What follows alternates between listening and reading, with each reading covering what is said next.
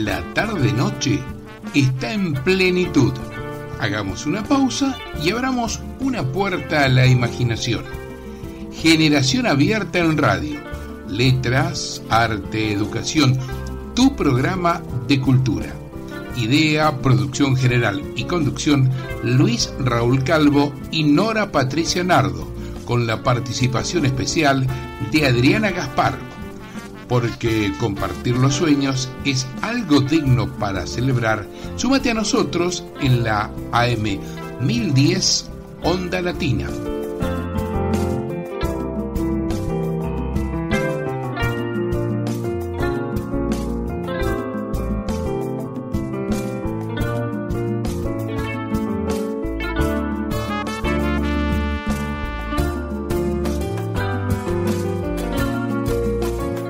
Acabamos de escuchar fragmentos de la versión instrumental de la canción de Los Primeros Amores de Luis Raúl Calvo con el acompañamiento musical del maestro Oscar La Higuera. Durante el verano, la temperatura en la ciudad puede ser muy elevada. Para evitar golpes de calor, toma más agua, usa protector solar y evita exponerte al sol entre las 10 y las 5 de la tarde. Ante una emergencia, comunícate con la línea 107. Más recomendaciones en buenosaires.gov.ar/calor. Buenos Aires Ciudad, vamos por más. Hola, ¿qué tal? Buenas tardes, noches, nuevamente acá en la M1010 Onda Latina, con Generación Abierta en Radio, Letras, Arte, Educación. Nos acompaña en la operación técnica Fabricio Guerrero, nuestros teléfonos 4372-2841 y 4372-3061. ¿Qué tal, Nora? ¿Cómo estás? Muy bien, buenas tardes a todas y a todos nuestros oyentes. Una alegría compartir un nuevo programa acá en AM1010 Onda Latina. Onda Latina, muy bien. Bueno, y acá en febrero, en las vacaciones, tenemos visitas guiadas en el barrio bohemio histórico y cultural de San Telmo, ¿no es cierto? Así es, tenemos 13, 20 y 27 a las 11 horas, los días jueves, en Chile y Defensa. Invitamos nos dicen, a una recorrida guiada por San Telmo, en la que en 1 hora y media se conoce más sobre este barrio, que forma parte del casco histórico fundacional de la ciudad. La Plaza Dorrego fue la segunda que tuvo la ciudad después de Plaza de Mayo, y hoy es emblema del barrio de su feria de antigüedades. La actual calle Defensa funcionaba como nexo indispensable entre la Plaza Mayor y el punto neurálgico comercial, el Puerto de la Boca. San Telmo se caracteriza por la bohemia, sus calles empedradas, casas bajas, el antiguo mercado de 1896. Por ser área de protección histórica, uno se encuentra con elementos tan antiguos como el barrio, con sus casas chorizo que supieron albergar hasta 40 familias junto a los históricos patios. El pasaje San Lorenzo, la ex cárcel de mujeres, la parroquia de San Pedro González, Telmo, San Pedro González Telmo, los bares y esa mítica latente Tan del Sur. Es una propuesta gratuita, toda esta, pero requiere de una inscripción previa. Hay que presentarse con 10 minutos de antelación y es importante tener en cuenta que el evento se suspende en caso de mal tiempo. El circuito sí. Va, el que uno, si se decide, que es interesante, ¿no? Va a conocer el monumento a Mafalda, la Casa Mínima, el Zanjón de Granados, la Plaza Dorrego, Escuela Rawson, el viejo Hotel de los Inmigrantes, la parroquia San Pedro González Telmo, la ex cárcel de mujeres, Centro Cultural Mercedes Sosa, Plaza Dorrego, Galería Solar del French y Mercado de San Telmo. Así que una propuesta, como bien dijiste vos, a no perdérsela, que son los días jueves de febrero a las 11 horas. Chile y Defensa con reserva. Muy bien. Tenemos floral y genérica. Dice, esta escultura se abre y se cierra gracias a un sistema hidráulico y células fotoeléctricas. Así es. Es la primera escultura en movimiento, increíblemente. Esta obra de acero inoxidable de 20 metros de alto y de 18 toneladas se abre y se cierra según el momento del día. Lo hace gracias a que cuenta con este sistema que dijiste bien, hidráulico y células fotoeléctricas. Fue donado a la ciudad por su autor, el arquitecto argentino Eduardo Catalano, quien venía proyectando el armado de una estructura a gran escala que reflejara el dinamismo de nuestro tiempo. Se inauguró el día 13 de abril del 2002 como homenaje a todas las flores. Desde entonces es una de las obras más visitadas por los turistas. Hoy es todo un ícono de Buenos Aires. Así es. Está sí, en Avenida Figueroa Alcorta, ¿no? Así es. Bueno, tenemos las Galerías Pacíficos, que es uno de los principales centros comerciales y tiene una cúpula decorada por pintores argentinos. Sí, el edificio alberga a las galerías, este edificio San Nicolás, imperdible, que es bueno que lo encontrás en San Nicolás, que es uno de los principales centros comerciales de la ciudad. Merece ser visitado por sus bellas instalaciones y principalmente por su magnífica cúpula, decorada con murales realizados por destacados pintores argentinos como Antonio Berni, Lino Spilimbergo, Demetrio Uruchúa y Juan Carlos Castanino. Es impresionante. 4 de los grandes artistas plásticos que ha tenido nuestro país, mira vos, ¿no? Han dejado acá sus grandes obras en la Galería Pacífico.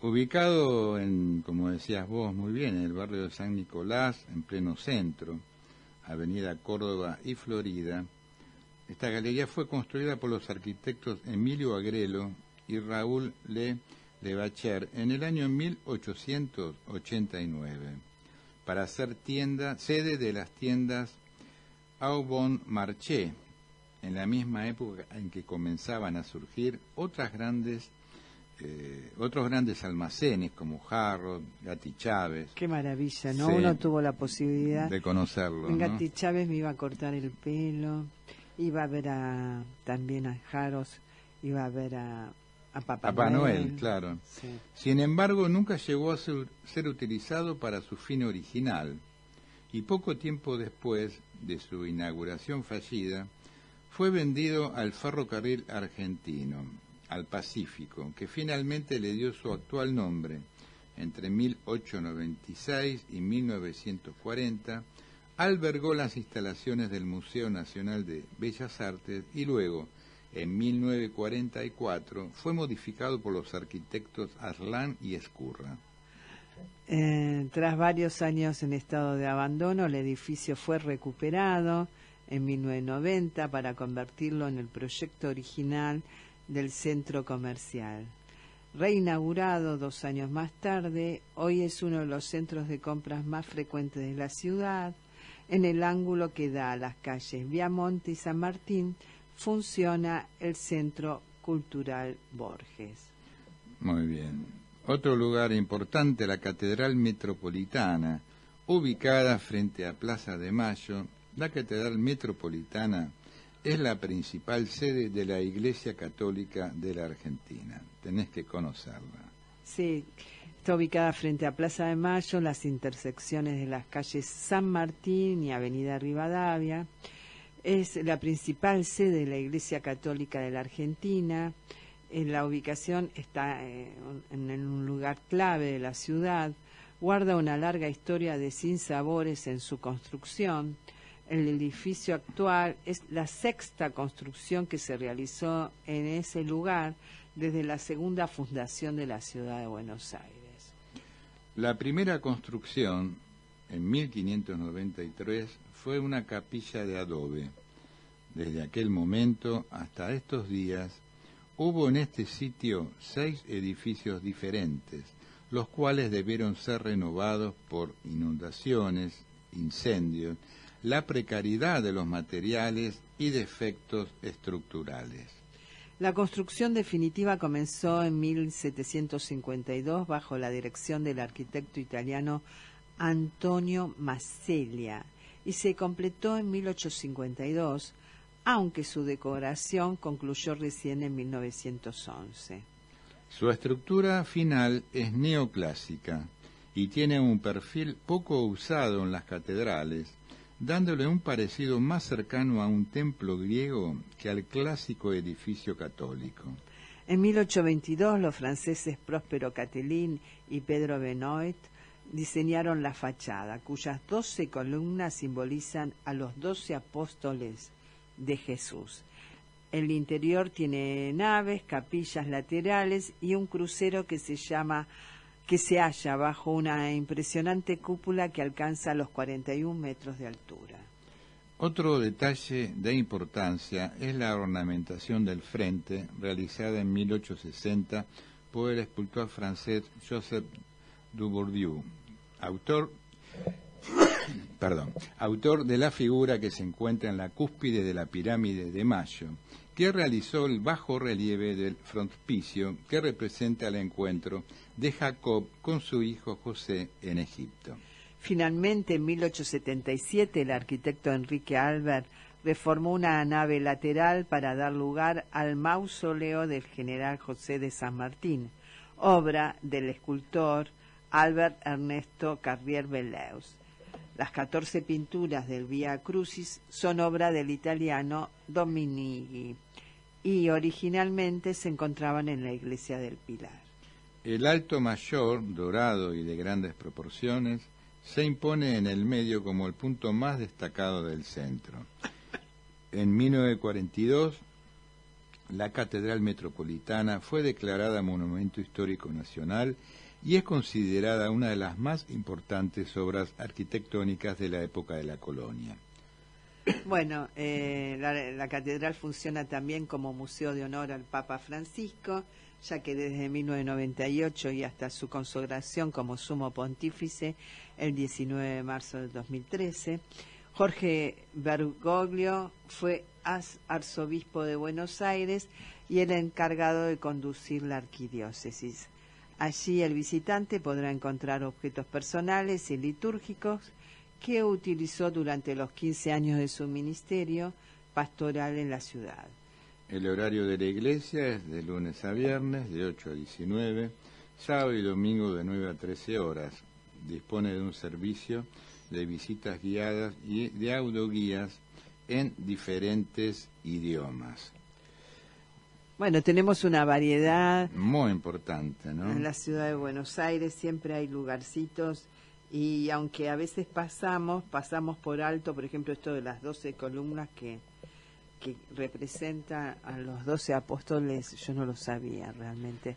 O sea, a veces uno hace los tours en el extranjero y en su propio país desconoce y su ciudad natal. A veces también conoce más el turista de su propia ciudad que la persona que la habita, ¿no? Claro, por estas cuestiones de que cotidianidad, uno está justamente claro, con la mirada del turista, de poder contemplar, observar, disfrutar, y uno está corriendo al trabajo, al estudio, bueno, a diferentes lugares, ¿no? Así es. ¿Y vamos a la música? Vamos a la música, estamos con Carlos Barosela y ya hemos escuchado varios temas parte del repertorio de él, sí, ¿cierto?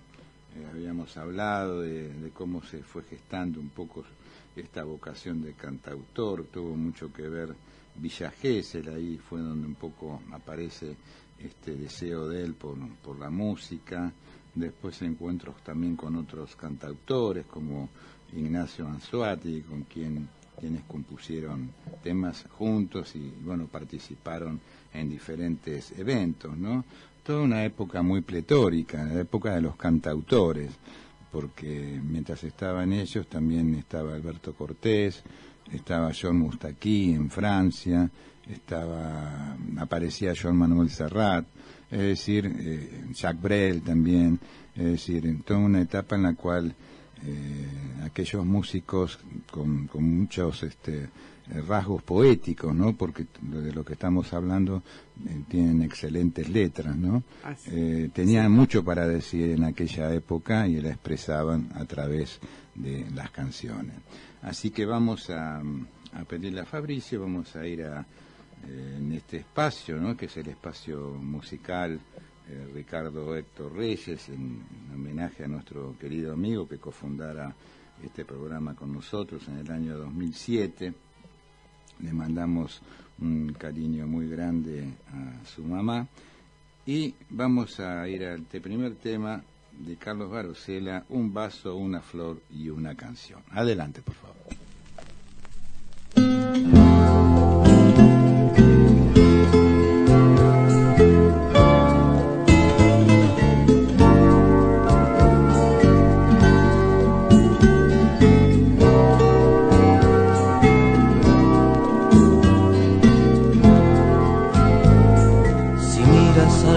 Luz de mis canciones, verás cómo me puedes ver mejor.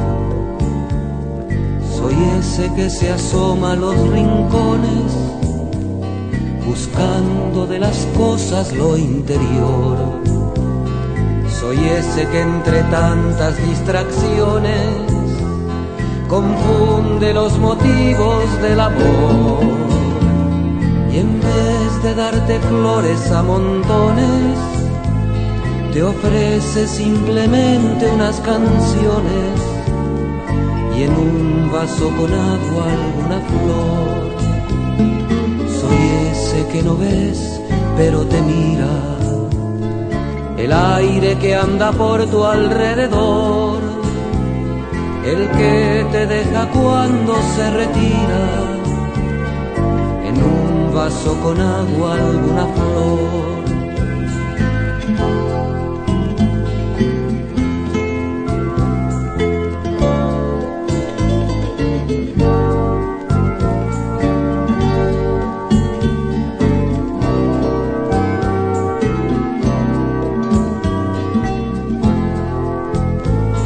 Si miras al trasluz del alma mía, verás mejor aún que en la canción.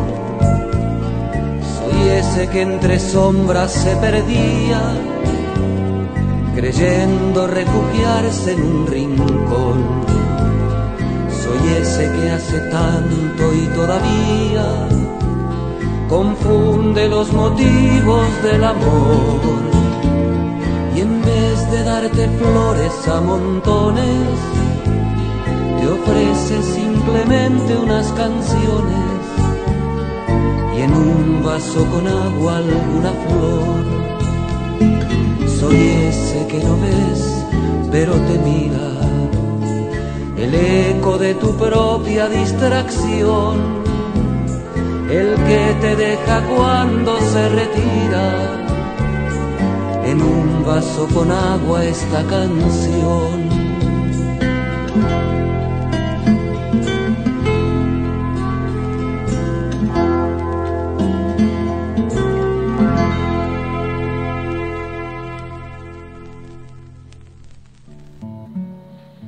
Artes visuales, vanguardias y colectivos artísticos. Buenas tardes para toda la audiencia de nuestro programa y hoy les quiero hacer un adelanto de algunas de las muestras que vamos a poder visitar en el Malva, uno de los bellos museos de arte moderno situado en esta ciudad autónoma de Buenos Aires. Va a haber varias muestras muy interesantes, muestras temporarias, porque bueno, también tienen las muestras permanentes. En este caso les voy a hacer el adelanto de dos muestras. Una es de Guillermo Cuitca, que realmente es un referente del arte contemporáneo, el que será protagonista de la primera exposición con la muestra Cuitca 86. De nadie olvida nada a 7 últimas canciones. una muestra que se enmarca en el 50 aniversario de su primer muestra, nada más y nada menos que en esa galería tan emblemática que muchas veces hemos nombrado en nuestro programa, como lo ha sido la Galería El Lirolai. Esto fue allá por 1974, cuando el artista solo tenía 13 años. Recordemos que el artista ha empezado desde muy pequeño a vincularse con el mundo del arte y a realizar sus primeras exposiciones. Esta muestra que nos propone el Malva también marca 22 años desde las primeras obras que se expusieron por primera vez en el Malva. La exposición nos brinda una mirada profunda de una etapa sumamente importante, emblemática en la carrera del artista, destacando su dimensión experimental. Y en la muestra se va a presentar un conjunto inédito de pinturas muy icónicas. Además, El mar dulce, 1983, Siete últimas canciones, 1986. Pero además, una selección de dibujos, documentación y obras realizadas en diferentes formatos, diferentes técnicas, por las que ha investigado el artista y ha llevado a una producción realmente muy destacada. Va a haber mucho material para ver, para investigar, para conectarse y vincularse con la obra de este gran artista. Así que, alguien que, como dije al principio, es un gran referente del arte contemporáneo. Me parece que es sumamente importante que nuestra audiencia tenga en cuenta esta muestra. Y también va a haber una muestra de una gran artista argentina que es Liliana Porter. Liliana Porter, le recuerdo a la audiencia, está radicada en Nueva York, pero siempre regresa a nuestro país. Y regresa a regresar al país para presentar una muestra retrospectiva que abarca su extensa carrera, que va desde los años 60 y que va a incluir un amplio espectro de sus obras, desde sus comienzos, desde esa conexión que ella tuvo con la gráfica, hasta sus exploraciones en lo que es el género pictórico, las instalaciones, los videos. También vamos a encontrar documentación. La exposición va a revisar esa relación entre la gráfica en la obra del artista, un ámbito que también la lleva a investigar lo performático y que también enriqueció mucho la escena, ¿no?, de este género que ella utilizó. Sobre todo estamos hablando de esa caja escénica que ella ha compuesto a lo largo del tiempo en su carrera artística, donde realmente nos brinda unas obras con un escenario muy particular, muy enigmático, no solo por lo conceptual y el contenido, sino también por su formato. Esto también formará parte de realizaciones que se van a hacer en el auditorium. Recordemos un poco que desde los años 90 la artista ha incorporado relatos en sus obras, que inicialmente fueron pinturas, pero más tarde, como dije al principio, han sido instalaciones, videos.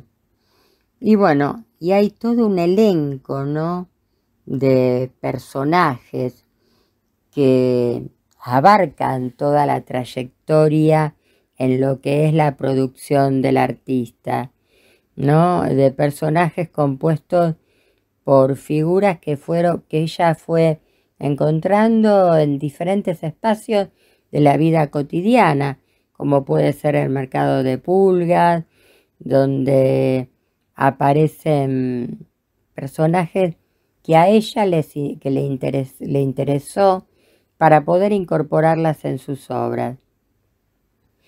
Temas que tienen que ver con la memoria, con lo político, con este trabajo que tiene que ver con las relaciones humanas.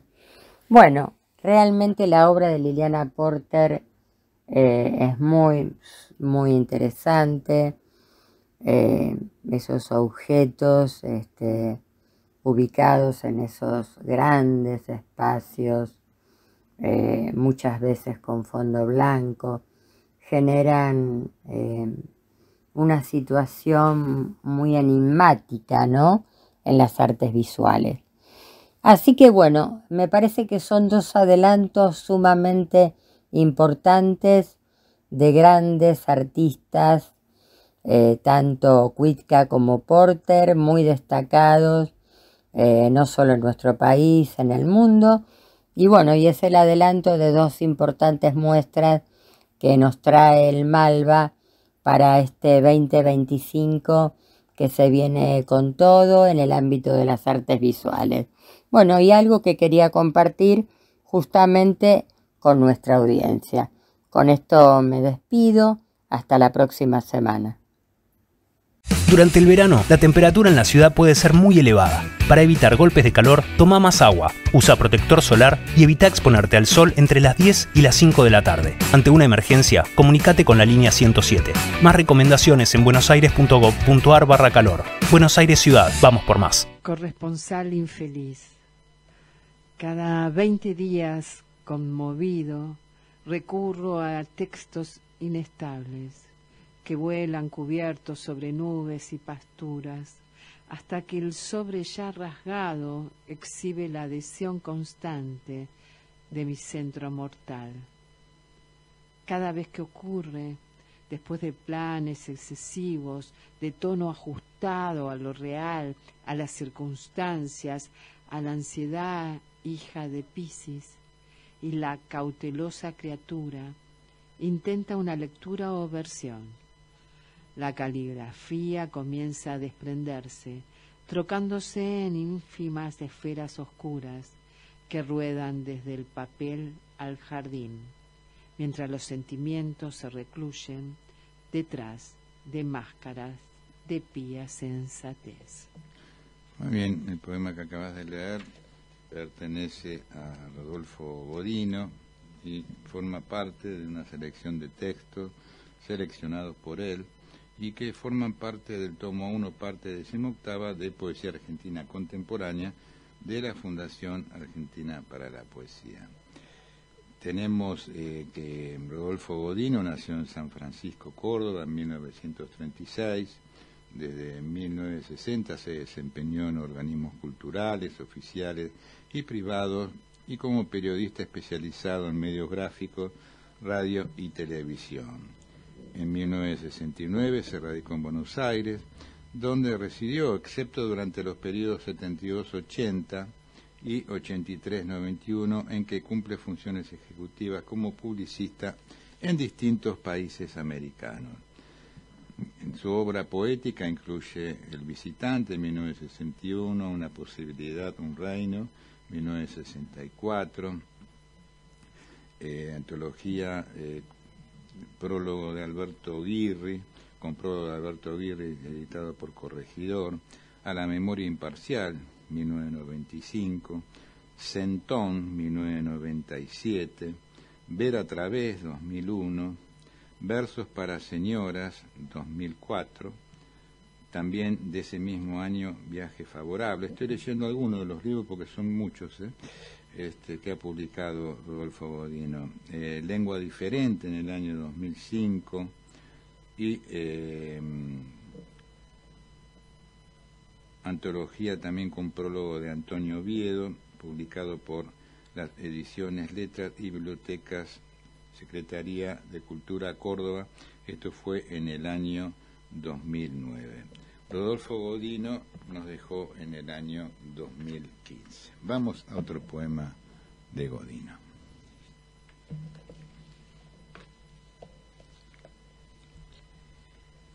Despertando con tu alma.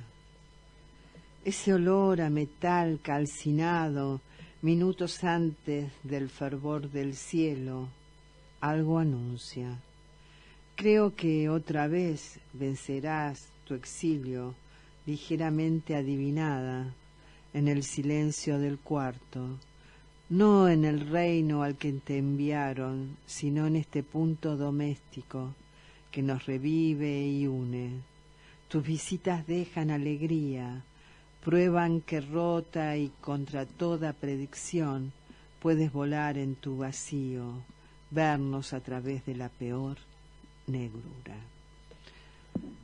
Sobre el primer desnudo, la visión consentida de labios e inmediaciones, de ordinario en penumbras, crea dependencias, de fuerza y levedad acordes con la percepción de la belleza, el hecho destinado a guardar el poder de un cuerpo en la memoria, en muchos jardines sobrevive en el entresueño y penosamente en la acidez urbana. Obedece a remotos golpes de ternura, no importan deberes, cuerdas, lazos, ni el tiempo muerto, ni el regido por la sujeción o la impotencia o el duelo, por la menguante gracia carnal. Muy bien, vamos a ir a otro tema musical con Carlos Barosela y seguimos con la poesía de Rodolfo Godino. Adelante, Fabricio.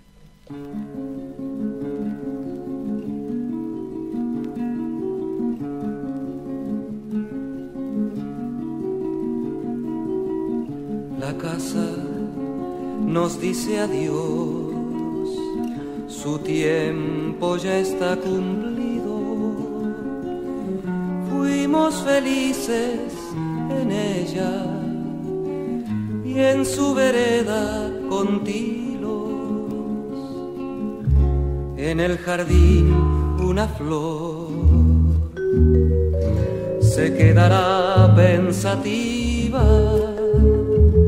Santa Rita que miraba la madre todos los días, es una esquina cualquiera de las calles de mi pueblo, la esquina más preferida entre las calles de Aedo. Que se olviden los que pueden, que yo no puedo.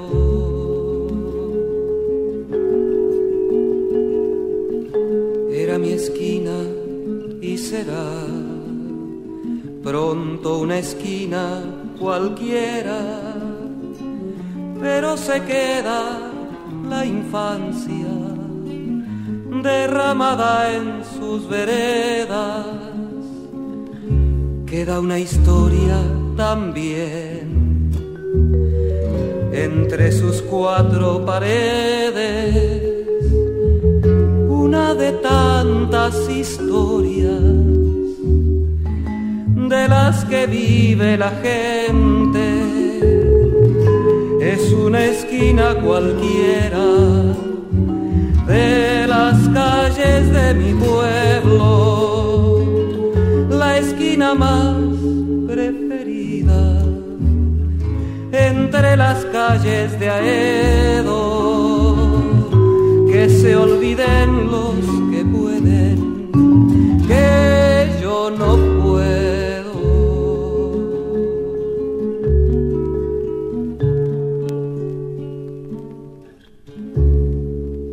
Muy bien, escuchamos a Carlos Barosela, nuestro cantautor de hace varios Lunes, ¿no?, que nos está acompañando en este tema hermoso que se llama Samba de la Esquina.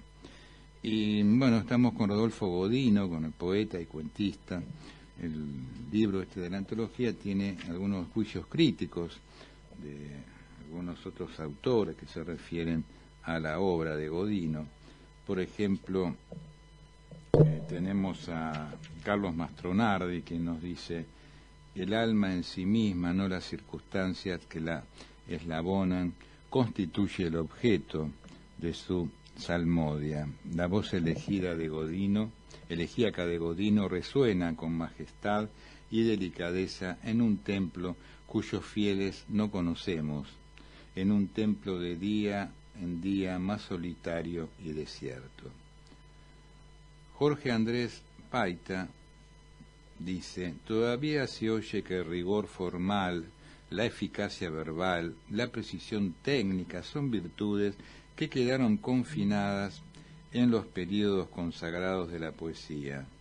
Deténgase el lector en estos poemas, no menos propietarios de esas virtudes que mucho soneto clásico, por obra y por gracia de la muy poco frecuente conciencia estética de Godino.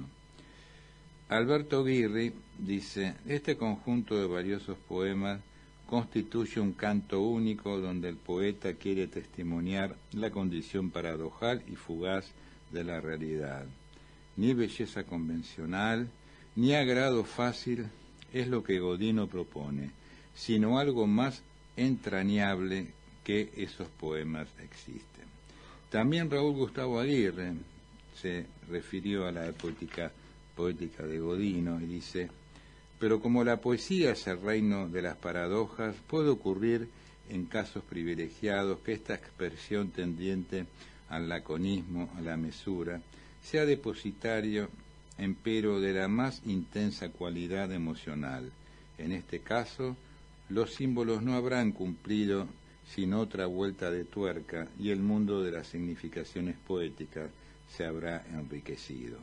Godino está cumpliendo la difícil tarea que las hijas de la memoria encomendaron a aquellos en quienes el que alborota es el espíritu. Un par de poemas más de Rodolfo Godino, ¿no era? Sí. Relación con mujeres niñas.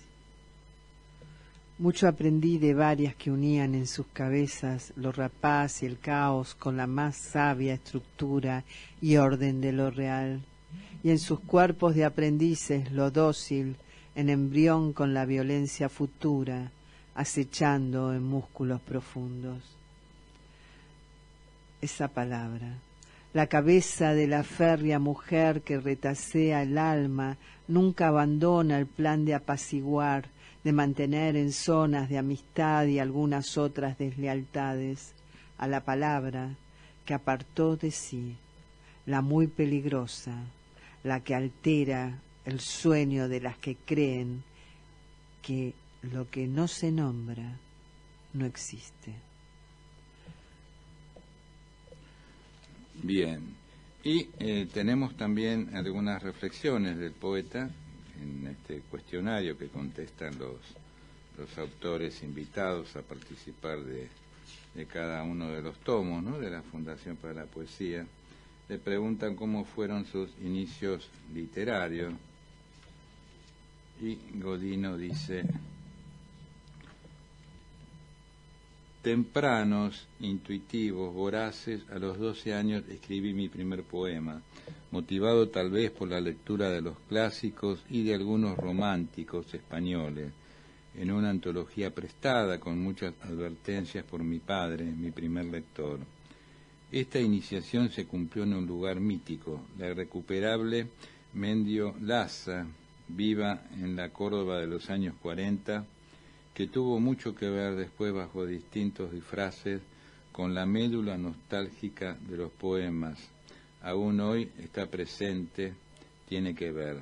Todo lo que descubrí más tarde tuvo la función, creo, de corroborar, afirmar un destino, un oficio de salvación.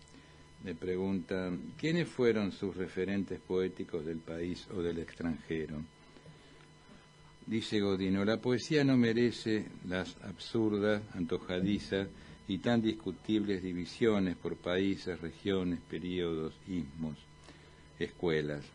Es una sola, expuesta, reconocible, desvalida y también poderosa. El resultado de identificar mis referentes puede parecer desordenado, pero muestra en forma aproximada quiénes fueron los maestros que dejaron su aporte desde el comienzo. Y bueno, acá empieza a nombrar Góngora, Calderón, Shakespeare, Darío, Lugones, Becker, Baudelaire, Punch, Mastronardi, Borges, Neruda, Vallejo, Marechal, Cavafis, Eliot, Michoud, Ben, Montale. Creo que no es necesario abundar. Bueno, como vemos, poetas de diferentes generaciones, de diferentes tiempos históricos, ¿no? Fueron aquellos que dieron marco un poco a la Constitución luego de su subjetividad poética, ¿no? Sí, tal cual. Dice que el siglo XX, dice él, ha sido caótico y al mismo tiempo rico y apasionante sus frutos. Sin embargo, no podría discriminar, dice él, entre corrientes estéticas, como en el caso de los referentes. Todas las experiencias que pude conocer y comprender nutrieron, quizá con excepción del surrealismo, mi visión de la realidad y de la poesía. Las probables propuestas poéticas están claramente dichas en mis poemas, en todos y cada uno de mis versos, al menos eso he intentado. Si quisiera condensar, repetiría lo que Bam dijo para siempre: lo que no expresa no existe. Y por último, cuando le preguntan acerca de la poesía, dice: poesía es soledad extrema, libertad extrema. Bueno, Rodolfo Godino, nuestro poeta de hoy en Generación Abierta en Radio. Y vamos a otro tema con Carlos Barosela. Adelante, Fabricio.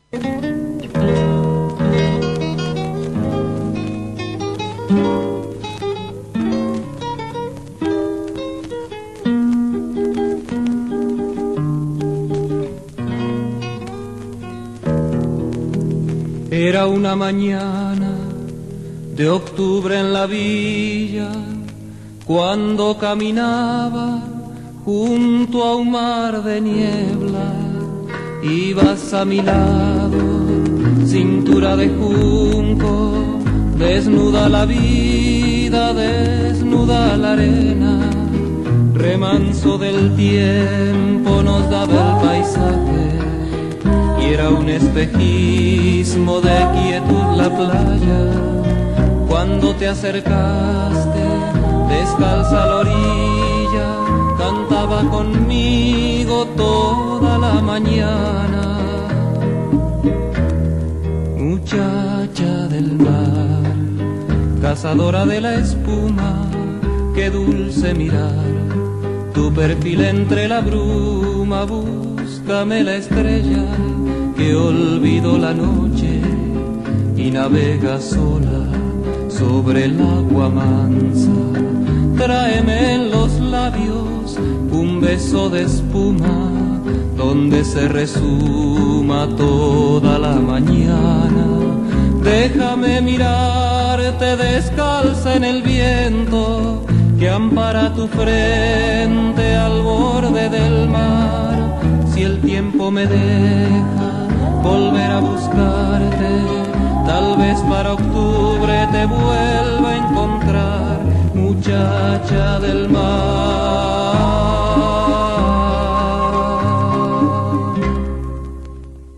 Javier Trímboli.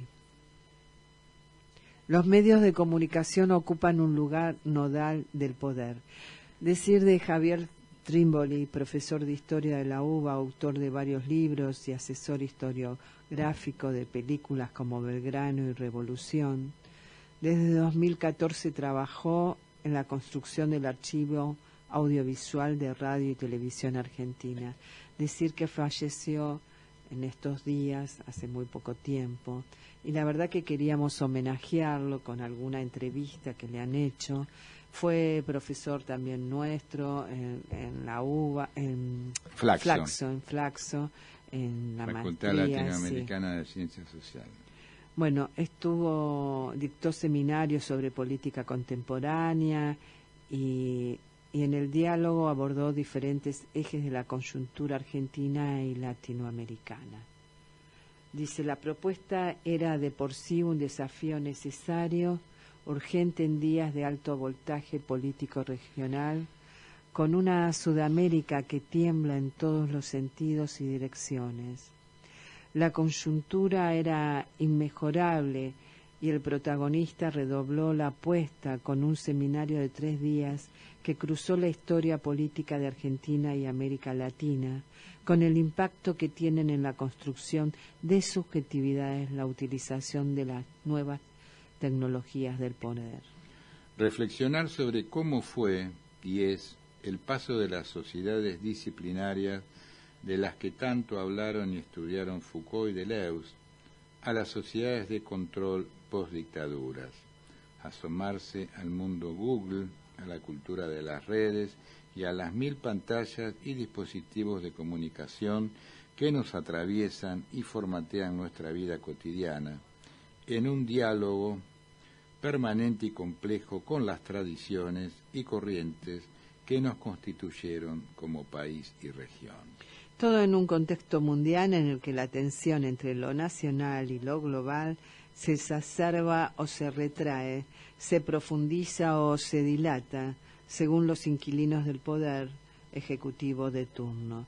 En medio de esta vorágine, Javier Trimboli, apasionado profesor de historia y responsable de diversas producciones audiovisuales y gráficas que abordan nuestra historia nacional y continental, conversó con Alfilo sobre lo que está pasando de este lado del mundo.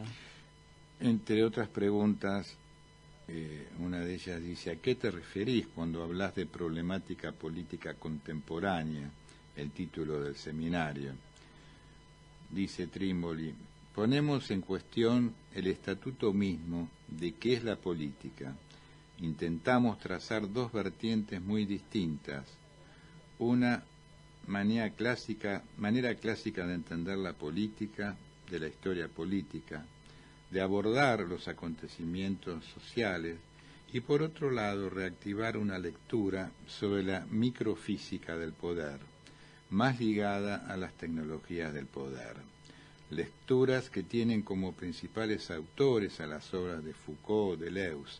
Lo que nos interesa pensar es cómo la política contemporánea es un cruce de lo histórico-político que en Argentina tiene el nombre de peronismo, de revolución, de los movimientos del 60 y 70 con estas tecnologías del poder. Pensar ese cruce en el territorio que nos constituye, que es la experiencia política última de América Latina del 99 a esta parte. Le pregunta, ¿qué elementos componen una tecnología de poder? Hubo algo de la política del siglo XIX y XX que se conjugó con lo que Foucault llamaba política disciplinaria, que eran la fábrica, la escuela, la cárcel, la familia misma, que producían determinadas subjetividades. Y sobre todo esto en los años 60 hubo una puesta en cuestión, un alzamiento de masas contra esas instituciones, que hackeó la existencia misma de esas instituciones disciplinarias y que las rebalsó. Buena parte del encimbronazo de estas prácticas que terminaron más trágicamente de este lado del orbe que del otro, hablaron de este cuestionamiento.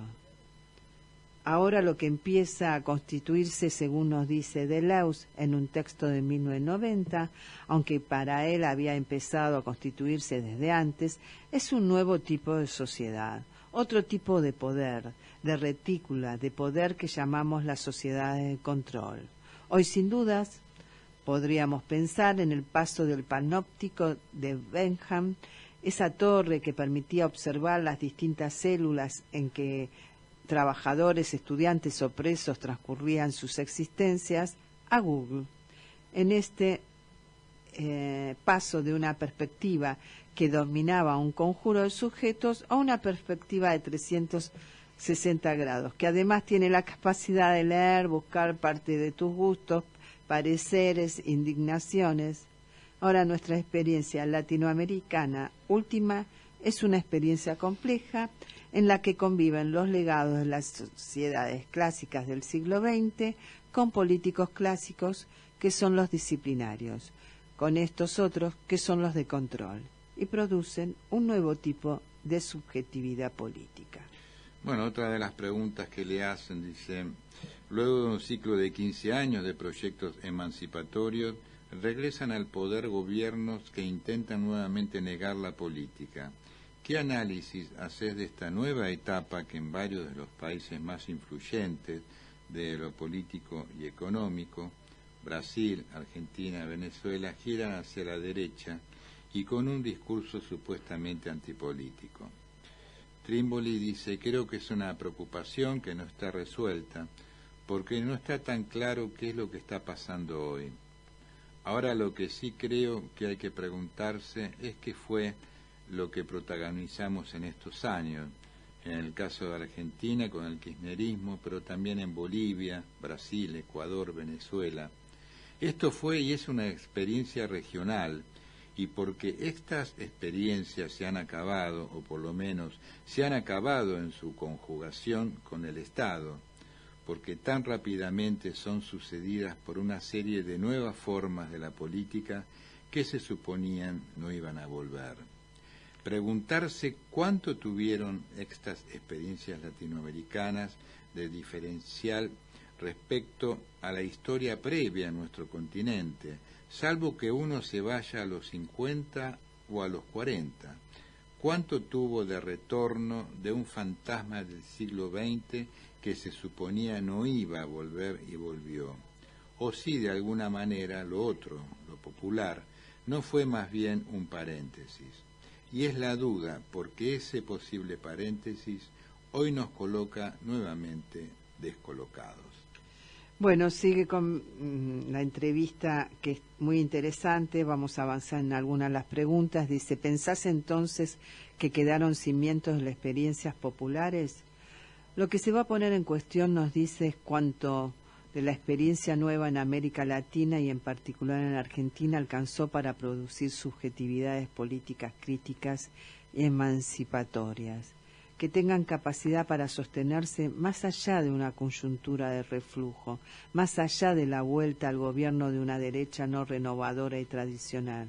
Lo que está en prueba y abierto es si efectivamente esos procesos emancipadores, que nacieron en momentos excepcionales, de grandes crisis del neoliberalismo, en las políticas que desplegaron, movieron conciencias, de tal modo que hoy esas experiencias, esas conciencias, así tocadas momentáneamente, derrotadas electoralmente, pueden volver o pueden detener, obstaculizar el cumplimiento de otro proyecto político, económico, cultural, social, que está ligado a los intereses más concentrados y que no tienen en cuenta esto que llamamos lo nacional popular y la soberanía.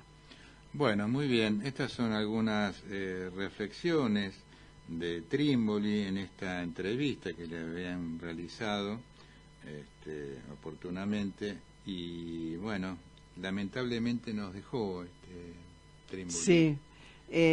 Fue asesor, como dijimos, de Radio y Televisión Argentina y trabajó para el canal Encuentro mucho tiempo, y eso estuvo bárbaro. Admite el entrevistado que en 2014 empezó a coordinar el archivo de la Radio y Televisión Argentina. Muy bien.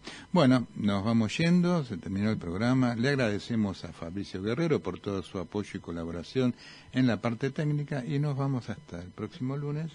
Recordando que compartir los sueños es algo digno para celebrar. Muchas gracias.